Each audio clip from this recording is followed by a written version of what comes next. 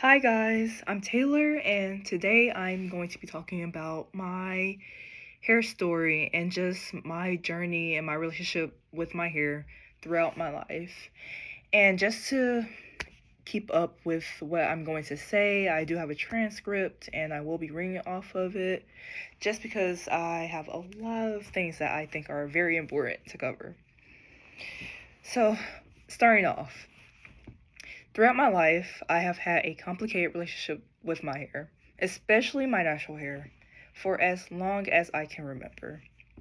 Growing up as a dark skinned black girl with natural slash unrelaxed hair in the 2000s and the early 2010s was rough at times.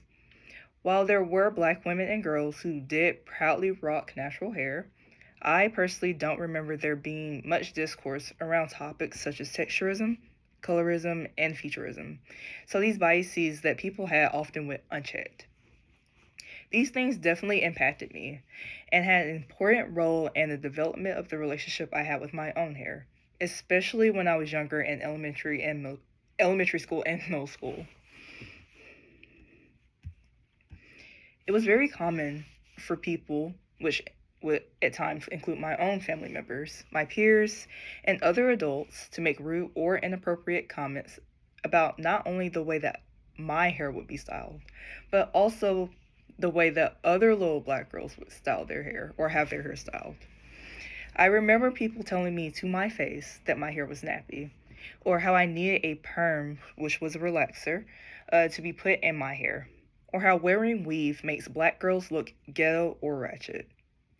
Looking back, it's so disappointing and disheartening to think about how comfortable people, especially adults, would be with making comments about the ways black children wear their hair, and how this would take place even in spaces where it's expected that all children would be safe, such as schools. While thinking about this, I was reminded of the concept of the pencil test, as explained in Alubafi et al. In 2018, which was a hair type test common in South Africa, especially during apartheid, where people would put pencils in the hair of black and colored children. If it fell out, they had good hair, and if the pencil stayed in, they had bad hair. As a matter of fact, this good hair, bad hair dichotomy is one that I am all too familiar with. Growing up, it was also very noticeable what hairstyles and textures were acceptable for black girls and which ones weren't. If you were a black girl with type 4, which is kinky hair, pretty much any hairstyle where your hair wasn't straight was unacceptable. If you had weave in your hair, you were ghetto. If you had locks, you were seen as ungirly or tomboyish. And if you had loose natural hair, like your hair was styled in an afro or ponytails, for example, your hair was considered to be undone, or people would tell you directly that something needs to be done to your hair because wearing your hair in an afro or in its natural state wasn't considered to be a complete hairstyle. But I remember noticing that when girls had type 3 hair or looser curls, they often got more freedom when it came to styling their own hair, especially if they were also lighter in complexion. When they wore their natural hair in ponytails, it was seen as cute. If they wore weave, it was fine. When it came to girls with looser curls styling their hair, it was merely seen as self expression, which it is, but girls with type 4 hair or kinky hair were never given that same grace. It is also important to note that black girls are very aware of this double standard, as discussed by Bellinger's paper in 2007. As explained by the paper, black girls understand that there is a social hierarchy based on hair type and texture, and that there are privileges associated with having good hair. They are aware of these privileges as young as 3 or 4 years old. The existence of this double standard, along with the negative messages that I internalized about my own natural hair, caused me to be able to develop a healthy relationship with my hair. However, as I got older, things changed. When I reached high school, my relationship with my hair started to become a lot more positive. The COVID pandemic hit, and I thought that it was the perfect time to learn how to do my own hair.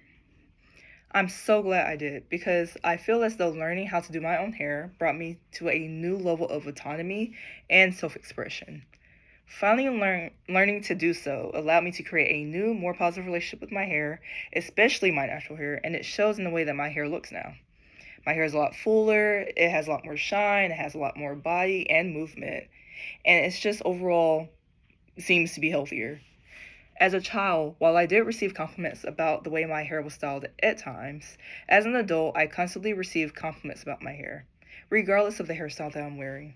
I love trying new styles, new colors, new designs, and just doing different things to my hair for fun.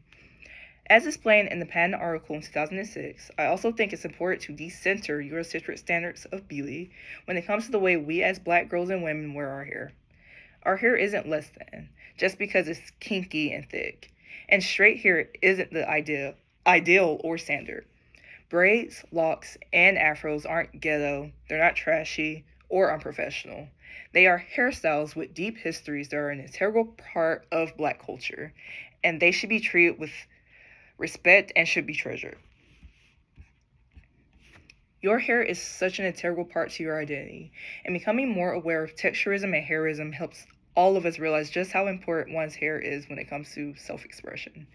If my hair journey has taught me anything, it would be that there are no right or wrong ways to wear your hair, and your hair is beautiful just the way it grows from your head. Thank you for listening, and I hope that you guys could either relate or you learned something new.